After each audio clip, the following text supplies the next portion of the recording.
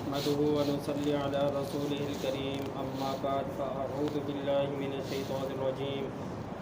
یضاعف له العذاب دگنا عذاب دیا جائے گا اسے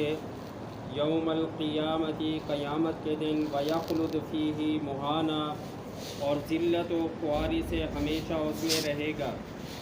الا من تاب مگر جس نے توبہ کی وآمن اور ایمان لایا وعمل صالحا اور نیک کام کیے فاولئک یبدل اللہ سیئاتہم حسنات تو ایسے ہی لوگوں کے گناہوں کو اللہ نیکیوں سے بدل دے گا وکان اللہ غفورا رحیما اور اللہ تو بخشنے والا مہربان ہے ومن تاب وعمل صالحا اور جو توبہ کرتا ہے اور نیک عمل کرتا ہے فإنه يتوب إلى الله متابا تو بے شک وہ اللہ کی طرف رجوع کرتا ہے والذین لا یشہدون الزور اور وہ جو جھوٹی گواہی نہیں دیتے وَإِذَا مَرُّوا بِاللَّغْوِ مَرُّوا كِرَامًا اور جب ان کو بیہودہ چیزوں کے پاس سے گزرنے کا اتفاق ہوتا ہے تو بزرگانہ انداز سے گزر جاتے ہیں والذین اذا ذکروا بآیات ربہم اور وہ کہ جب ان کو پروردگار کی باتیں سمجھائی جاتی ہیں لم یخروا علیہا صما وعمیانا تو ان پر اندھے اور بہرے ہو کر گر نہیں پڑتے۔ کل پچھلی آیات میں اللہ تبارک و تعالی نے یہ بتایا تھا کہ کچھ لوگ ایسے بھی ہیں جو اللہ تعالیٰ کے ساتھ شریک ٹھہراتے ہیں اور جو مومن لوگ ہیں نیکوکار لوگ ہیں اللہ کے خاص بندے ہیں وہ اپنے آپ کو شرک سے دور رکھتے ہیں، ایسے ہی کسی ناحق جان کو قتل کرنے سے اپنے آپ کو بچاتے ہیں، ایسے ہی بدکاری کے قریب نہیں جاتے، بے حیائی کے کاموں سے دور رہتے ہیں۔ پھر اللہ تعالیٰ نے فرمایا کہ جو لوگ یہ کام کریں گے یعنی اللہ کے ساتھ کسی کو شریک ٹھہرائیں گے یا کسی جان کو ناحق قتل کریں گے یا بدکاری کریں گے تو ایسے لوگ سخت گناہ میں مبتلا ہوں گے۔ انہی کے بارے میں اللہ تعالیٰ مزید فرما رہا ہے کہ قیامت کے دن ان کو ہمیشہ ہمیشہ کا ذلت کا عذاب ہوگا۔ کفر اور شرک کے بعد اللہ تبارک و تعالیٰ نے قرآن کریم کے اندر یا تو کفر کے لیے یا شرک کے لیے ہمیشہ کا لفظ استعمال فرمایا ہے کہ جو آدمی کافر ہوگا جو مشرک ہوگا اسے میں ہمیشہ کے لیے جہنم میں ڈال دوں گا۔ کفر اور شرک کے بعد 4 کام ایسے ہیں جن کے بارے میں اللہ تعالیٰ نے مزید فرمایا ہے کہ جو لوگ یہ کام کریں گے ان کو بھی میں ہمیشہ ہمیشہ جہنم میں ڈال دوں گا۔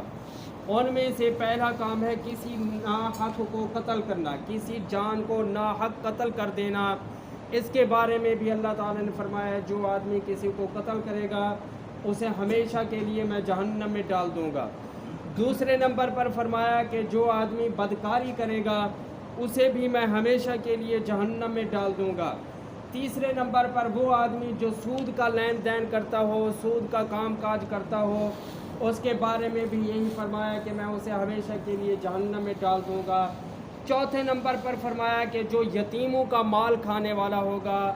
یتیموں کے مال کے اوپر قابض ہو جائے گا، اس کو بھی ہمیشہ کے لیے جہنم میں ڈال دوں گا۔ لہٰذا کفر کے بعد یہ جو 4 گناہ ہیں سخت ترین گناہ ہیں، ان سے اپنے آپ کو بچانا ضروری ہے۔ اللہ تعالیٰ فرماتے ہیں کہ ان لوگوں کے لیے تو ہمیشہ کی جہنم ہوگی، البتہ اگر غلطی سے کسی سے یہ کام ہو گئے ہیں پھر وہ اللہ تعالیٰ کے حضور جھک جاتا ہے، توبہ کرتا ہے اور نیک اعمال کرتا ہے۔ توبہ کرنے کا طریقہ یہی ہوتا ہے کہ اللہ تعالیٰ کے سامنے گڑ گڑائے اور یوں اللہ تعالیٰ کے ساتھ وعدہ کرے کہ یا اللہ اب تک جو کچھ ہو چکا ہے وہ مجھے معاف فرما، آئندہ اب تیرے ساتھ میں وعدہ کرتا ہوں کہ یہ کام کبھی نہیں کروں گا۔ اس طرح تو اللہ تعالیٰ کے ساتھ وعدے وعید کرنے کو توبہ کہا جاتا ہے کہ سابقہ جو برائیاں ہو چکی ہیں ان کے اوپر ندامت کا اظہار کرنا اور آئندہ کے لیے اللہ تعالیٰ کے ساتھ وعدہ کرنا کہ یا اللہ میں آئندہ یہ کام نہیں کروں گا۔ تو اللہ تعالیٰ فرماتے ہیں جو توبہ کرے گا اور جو نیک اعمال کرے گا فَأُولَئِكَ يُبَدِّلُ اللَّهُ سَيِّئَاتِهِمْ حَسَنَاتٍ، یہی لوگ ہیں کہ میں ان کی برائیوں کو نیکیوں میں بدل دوں گا۔ روایات میں آتا ہے کہ جب کوئی بندہ اللہ تعالیٰ کے حضور توبہ کرتا ہے تو اللہ تبارک و تعالیٰ جس کی توبہ کو قبول فرماتا ہے تو اس گناہ کے جتنے گواہ ہوتے ہیں اللہ تعالیٰ ان تمام گواہوں کو بھلا دیتے ہیں،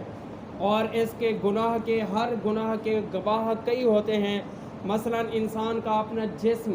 یہ قیامت کے دن گواہ ہوگا انسان کے خلاف، ایسے ہی زمین کا وہ حصہ جس کے اوپر اس نے گناہ کیا ہے وہ بھی گواہ ہوتے ہیں، ایسے ہی انسان ہوتے ہیں جو اس کو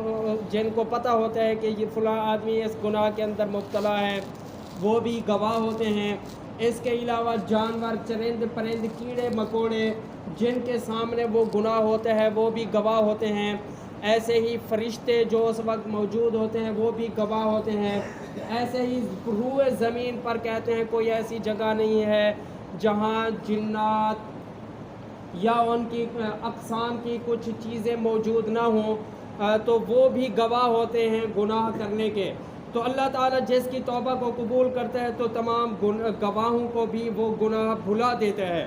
حتیٰ کہ اس کے نام اعمال کے اندر سے بھی اللہ تعالیٰ گناہوں کو مٹا دیتا ہے۔ پھر جو شخص پکی توبہ کرتا ہے، اللہ تعالیٰ کے ساتھ کیے ہوئے وعدے کو پورا کرتا ہے، تو پھر اس کے نام اعمال میں اللہ تعالیٰ اس کی برائیوں کی جگہ پر اس کی نیکیوں کو لکھ دیتا ہے۔ تو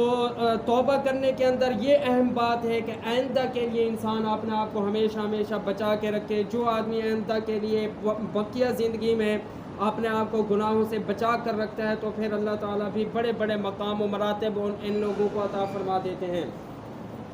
ایک عورت تھی، اس کا نام تھا شعبانہ، وہ بڑی بدکار عورت تھی اور گانے بجانے والی عورت تھی۔ وہ اکیلی ہی نہیں تھی بلکہ اس نے اپنے ساتھ بہت ساری اور عورتوں کو بھی لگایا ہوا تھا۔ بصرہ کے شہر کے اندر جب علم کا دورہ تھا، علماء بہت زیادہ پیدا ہو رہے تھے، تو اس وقت وہ عورت اسی کام کے اندر مبتلا تھی، گانے بجانے کے اندر، لہو و لعب کے اندر، فسق و فجور کے اندر۔ کئی لوگ اس وقت کے جو عیاش پرست تھے اس عورت کو بلاتے تھے اور اس سے ڈانس وغیرہ کرواتے تھے۔ تو پھر ایک دفعہ وہ کسی جگہ پر کسی محفل میں شامل ہونے کے لیے جا رہی تھی، تو اس نے ایک گھر سے رونے کی آوازیں سنی۔ تو اس کے ساتھ جو عورتیں تھیں اور میں سے ایک عورت کو کہا کہ دیکھ کے آؤ کیا معاملہ ہے، کیوں لوگ رو رہے ہیں۔ وہ گئی عورت، تو پھر وہ واپس نہیں آئی، کافی دیر گزر گئی۔ کافی دیر کے بعد اس نے دوسری عورت کو بھیجا کہ تم جاؤ اور دیکھ کے آؤ کیا معاملہ ہے۔ وہ گئی تو وہ بھی واپس نہیں آئی، کافی دیر ہو گئی۔ پھر اس نے تیسری عورت کو بھیجا اور تاکید کی کہ جاؤ دیکھو اور پھر آ کے مجھے اطلاع دو۔ وہ گئی اور پھر وہ واپس آئی اور اس نے کہا کہ یہاں ایک واعظ ہے، مقرر ہے، خطیب ہے، وہ واعظ و نصیحت کر رہا ہے اور لوگ اس کی واعظ و نصیحت سن کر رو رہے ہیں، توبہ طائب ہو رہے ہیں، توبہ کر رہے ہیں۔ ان تمام لوگوں کے رونے کی آوازیں ہیں۔ تو اس کے دل کے اندر خیال آیا کہ میں جا کے دیکھوں تو صحیح کہ کیا بات ہے، کیسا مقرر ہے، کیسا خطیب ہے۔ جب وہ وہاں پہنچی تو تمام لوگ رو رہے تھے، خطیب صاحب اپنا خطاب فرما رہے تھے۔ تو خطیب اس وقت جو آیت پڑھ رہا تھا وہ یہ آیت تھی کہ جہنم جب جہنمیوں کو دور سے دیکھے گی تو وہ چلائے گی، چیخے گی، ان کے اوپر غصہ کرے گی، تو جو جہنمی لوگ ہوں گے وہ اس کے چیخنے چلانے کو سنیں گے اور پھر ان جہنمیوں کو زنجیروں کے اندر جکڑ کر جہنم کے اندر ڈال دیا جائے گا۔ اور وہ عورت خود بھی عربی دان تھی، عربی جاننے والی تھی، اس نے یہ آیت سنی تو اس نے بھی رونا شروع کر دیا۔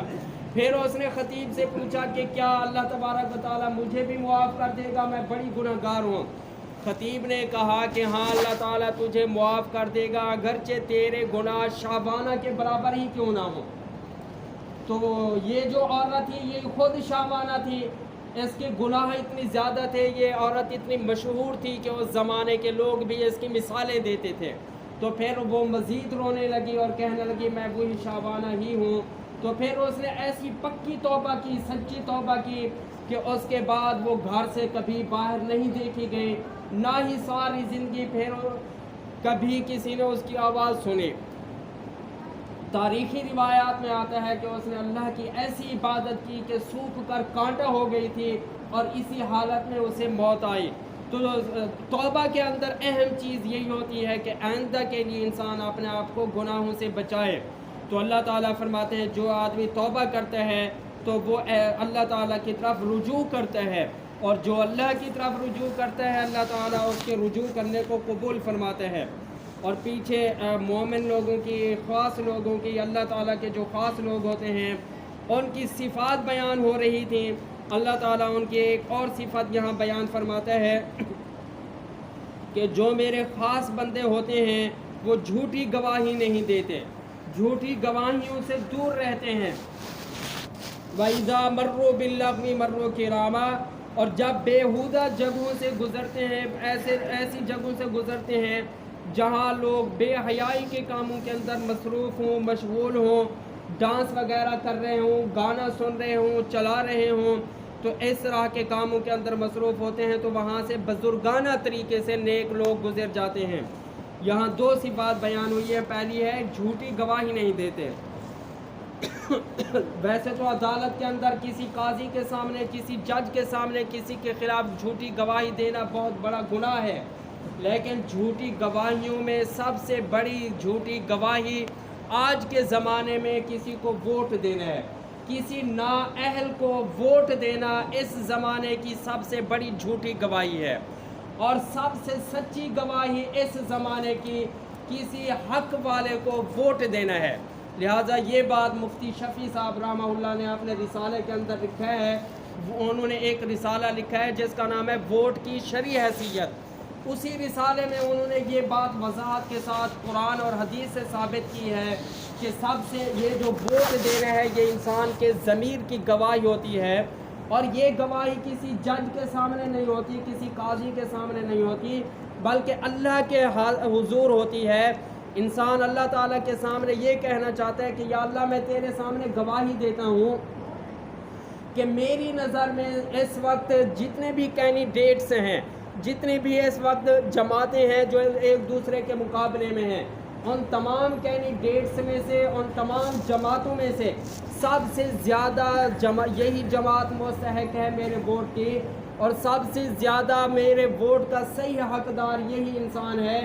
میری نظر میں یہی انسان ہے جو تیرے احکامات کو تیری زمین کے اوپر لاگو کر سکتا ہے۔ تو یہ سب سے بڑی گواہی ہے۔ اور بیہودگی کے جو کام ہیں ان میں سے گانا بجانا، ایسے ہی گالیاں گلوچ کرنا، لڑائی جھگڑا، یہ سارے بیہودگی کے کاموں میں آ جاتے ہیں۔ تو جو نیک لوگ ہوتے ہیں وہ ایسے کاموں سے اپنے آپ کو دور رکھتے ہیں۔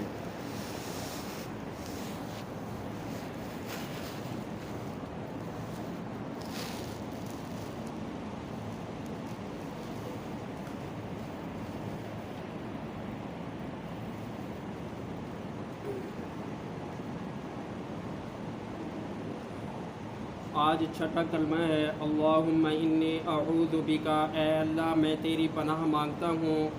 من ان اشرک بک شیئا، اس بات سے کہ کسی چیز کو تیرا شریک ٹھہراؤں، وانا اعلم بہ، کہ مجھے اس کا علم ہو، واستغفرک لما لا اعلم بہ، اور میں معافی مانگتا ہوں تجھ سے اس گناہ سے جس کا مجھے علم نہیں، تبت عنہ وتبرأت، میں نے شرک سے توبہ کی اور میں کفر سے بیزار ہوا، والشرک والکذب، اور شرک سے اور جھوٹ سے، والغیبت اور غیبت سے، والبدعت اور بدعت سے، والنمیمت اور چغلی سے، والفواحش اور بے حیائی کے کاموں سے، والبہتان اور کسی پر تہمت لگانے سے، والمعاصی کلھا، اور ہر قسم کی نافرمانیوں سے میں توبہ کرتا ہوں، وَأَسْلَمْتُ، اور میں فرما برداری کے لیے سر جھکاتا ہوں، وَأَقُولُ، اور میں کہتا ہوں، لا الہ الا اللہ محمد الرسول اللہ، کہ اللہ کے سوا کوئی معبود نہیں اور حضرت محمد صلی اللہ علیہ وسلم اللہ کے رسول ہیں۔